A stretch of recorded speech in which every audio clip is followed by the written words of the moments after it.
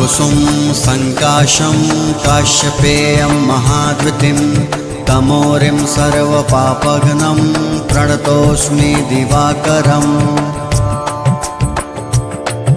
ॐ दधिशङ्खतुषाराभं चिरोदार्णवसम्भवं नमामि शशीनं सोमं शम्भोर्मुकुटभूषणम्।